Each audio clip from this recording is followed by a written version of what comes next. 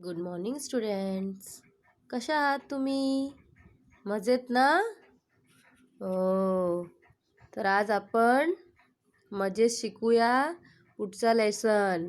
आज काय शिकणार आहोत आपण?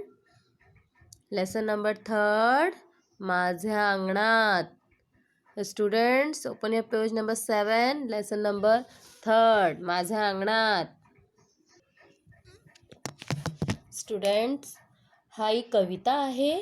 माझ्या अंगणात. माझा अंगणात म्हणजे मेरा आंगन. गांव में होता है ना बच्चों, हमारे बड़े बड़े घर और घर के बीच में आंगन होता है जिसमें हम पेड़ पौधे उगाते हैं.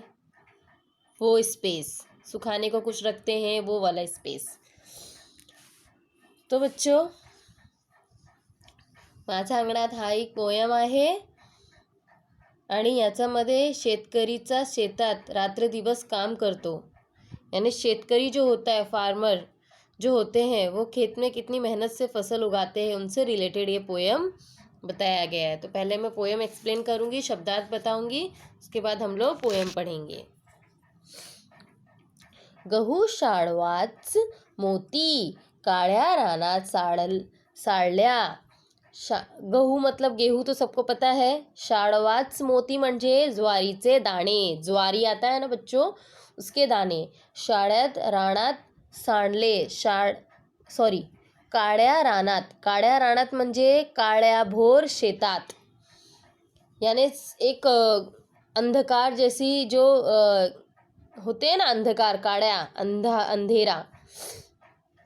आणि माझ्या अंगणात लखन चांदण पडल. लखल चांदण म्हणजे चमकणारे तारे. चांदण म्हणजे चंद्रमा प्रकाश. चंद्रमा सबको पता है ना बच्चों, चंद्रमा का प्रकाश, चमकने वाले तारे.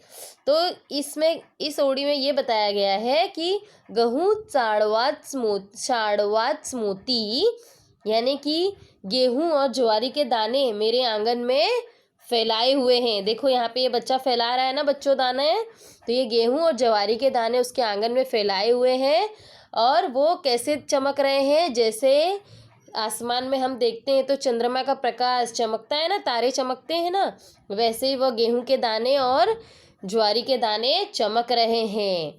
गहू शाळवाच मोती काळ्या रानात सांडल्या आणि माझ्या अंगणात लखन चांदण पडल.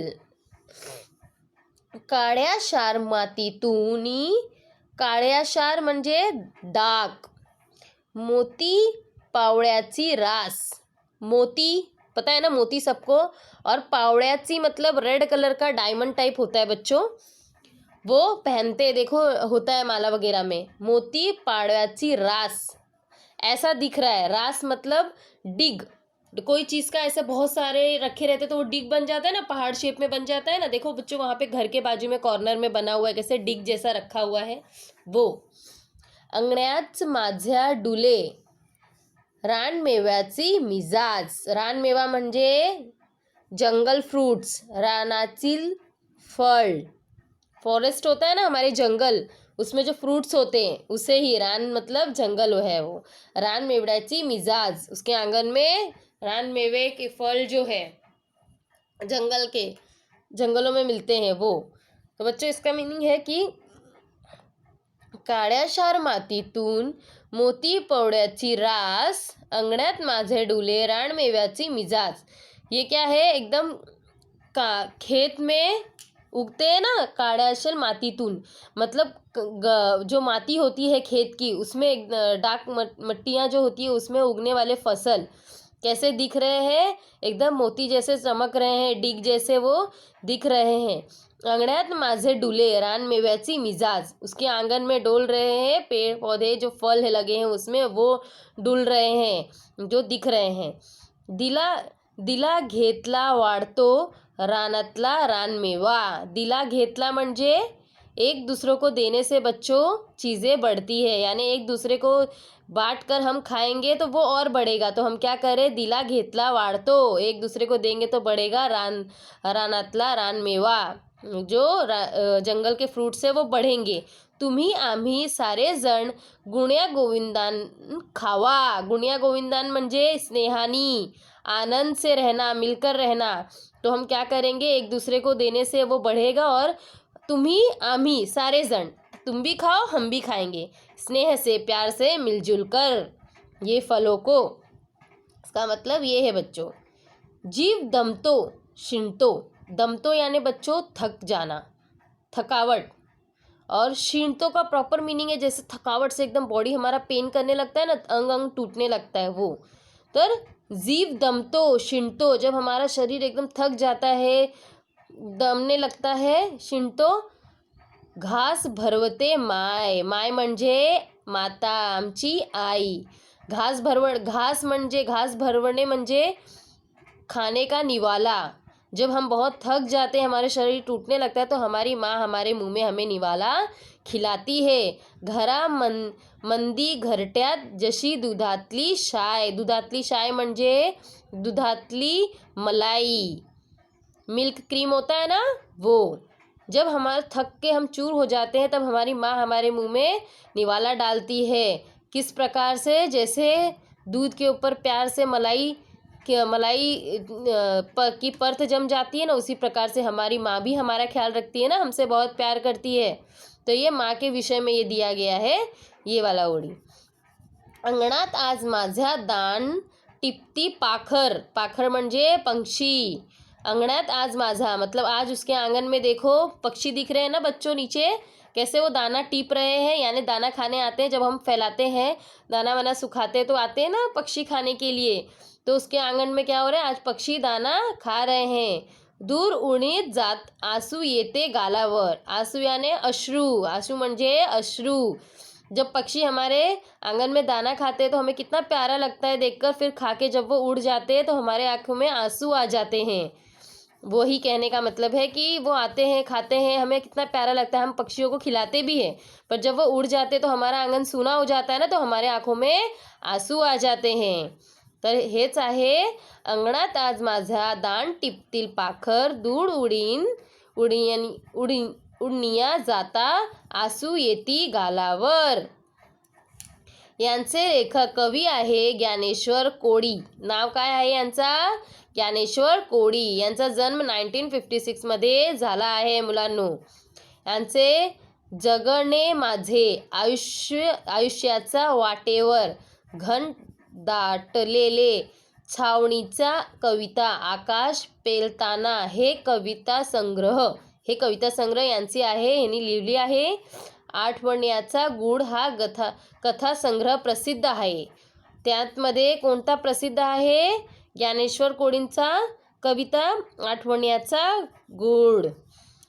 शेतकरी शेतात रात्रदिवस काम करतो, जेव्हा त्यांच्या शेतात खूप धान्य पिकते तेव्हा त्याला खूप आनंद होतो। जब शेतकरी रात दिन अपने खेत में काम करते हैं और जब उसमें भर भर के फसल आती है तो उन्हें बहुत खुशी मिलती है, क्योंकि वो उनकी मेहनत का रंग होता है ना बच्चों। प्रस्तुत कवितेतून शेतकऱ्यांच्या मनातील विविध भावनांचे वर्णन कवीने केले आहे। इसी प्रकार से इस कविते में कवि ने क्या किया है, उसकी भावनाओं का वर्णन किया है। ये जो आंगन में खेती के जो फसल आए हुए हैं, सुखाना, उसे समेटना, ये एक आनंद दिखाया गया है कि किसान जब वो खेती करता है, मेहनत करता है, तो उसके बदले वो क्या चाहता है कि उसकी फसल अच्छी उगे। जब वो अच्छी उगती है तो वो कैसा खुश होता है, उसका वर्णन इस कविता में बच्चों किया गया है। ओके, तो चलो एक बार हम लोग कविता फिर से पढ़ेंगे, मेरे साथ सब लोग सुरताल में रिपीट करेंगे। पता नहीं कैसा सुरताल होगा, जैसा भी होगा हम मिलके करने की कोशिश करते हैं। गहू शाळवास मोती काळ्या रानात साडल, आणि माझ्या अंगणात लखन चांदण पडल, आणि माझ्या अंगणात लखन चांदण पडल। काळ्या शार मातीतुनी मोती पवळ्यांची रास, अंगणात माझ्या डुले रानमेव्याची मिजाज, अंगण्यात माझा डुले रानमेव्याची मिजाज। दिला घेतला वाढतो रानातला रानमेवा, तुम्ही आम्ही सारे जण गुणगोविंदानी खावा, तुम्ही आणि सारे जण गुण्या गोविंदानी खावा. जीव दमतो शिणतो घास भरवते माय. घरामंदी घरट्यात जशी दुधातली साय. घरामंदी घरट्यात जशी दुधाशी शाय. अंगणात आज माझ्या दान टिपतील पाखर. तू दूर उडण्यात जात आसू येतील गालावर. दूर उडण्यात जात आसू येतील गालावर. याप्रमाणे तुम्हाला पण लर्न करायचं आहे, वाचायचं आहे. ओके स्टुडंट्स, नाव स्टार्ट क्वेश्चन आन्सर्स. याचा शब्दार्थ लिहायचा आहे तुम्हाला क्लासवर्कमध्ये. ओके, नंतर प्रश्न क्रमांक 1, कंसातील दिलेले पर्यायातून योग्य पर्याय निवडून वाक्य पुन्हा लिहा. फर्स्ट काय आहे, काळ्याशार मातीतून मोती पवड्याची डॅश. काय येणार मुलांनो सांगा? रास. फर्स्ट आन्सर काय आहे? रास. सेकंड, घरामंदी घरट्यात जशी दुधातली डॅश. दुधातली काय काय येणार मुलांनो? साय. थर्ड, दूर उडण्यात जाता आसू येतील कुठे? गालावर. कुठे येणार आसू? गालावर. मुलांनो, याचं शॉर्टमध्ये मी सांगते तुम्हाला कविताचा परिचय. घराला जसं स्वतंत्र अस्तित्व असतं तसंच अंगणातलाही असत. आशा आकाशांचा वृक्षवेली स्वप्नचिल फुलपाखर सृजनाच्या कळ्या फुल या अंगणाचा भेट राहतात. असे हे अंगण माझ्या अंगणात या कवितेत आले आहे.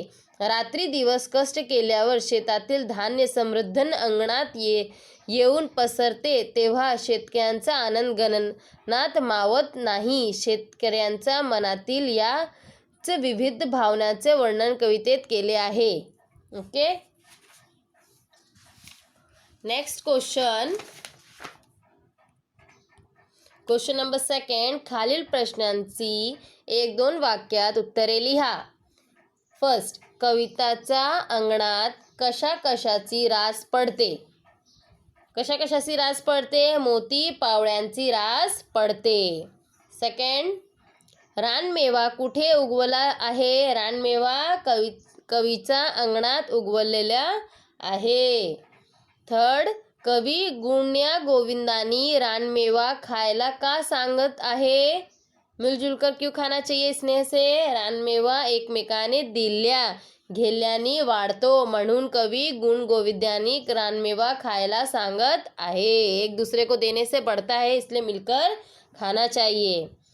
फिर नेक्स्ट, कवीच्या अंगणात पाखरे का येतात? कवीच्या अंगणात पाखरे दाणे टिपण्यासाठी येतात.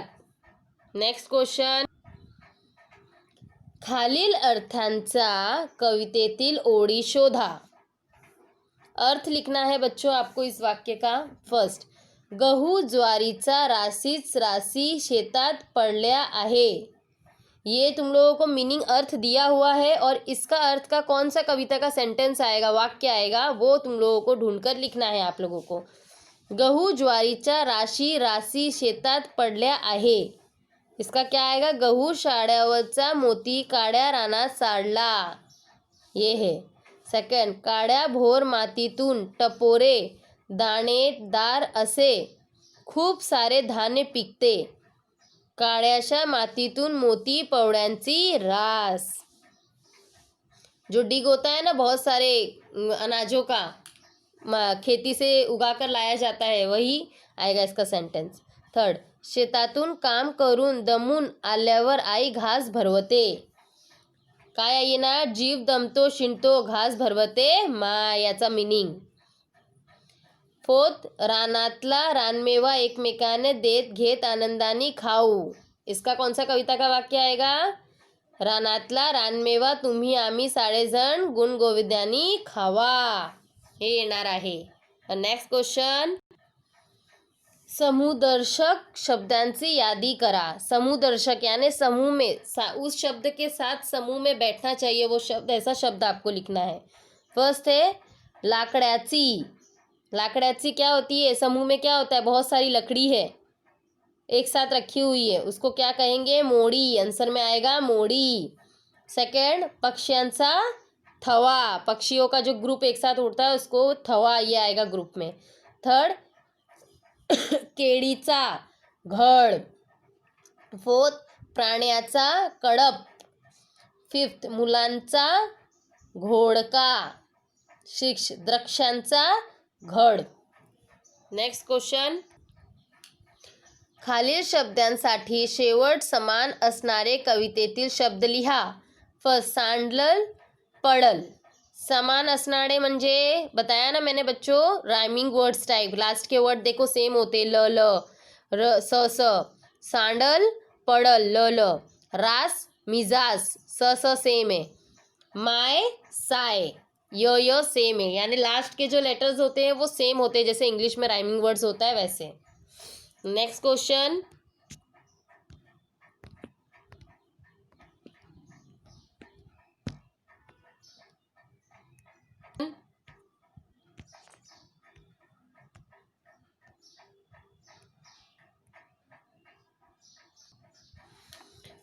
तुम्ही पाहिलेल्या एखाद्या धान्याच्या शेताचे वर्णन थोड़क्यात लिहा।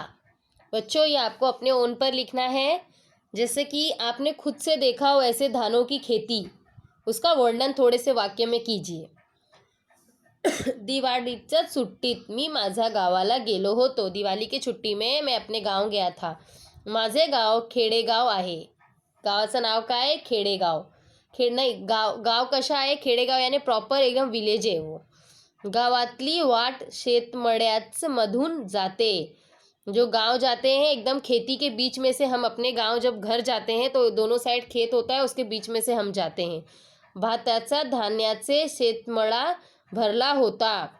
भात यानी धान से खेत जो था वो भरा हुआ था जब मैं अपने गांव जा रहा था, दोनों साइड से मैं रास्ते में देखते हुए जा रहा था। पिवळीजर अशी भातीच शेते दिसत होता। जैसे पीला पीला दिखता है ना पूरा धान, पीला पीला वैसा दिख रहा था। त्यावर पाखरे येऊन भाताच्या लोंब्या आपल्या चोचनी काढून खात होती। सॉरी, क्या कर रहे थे?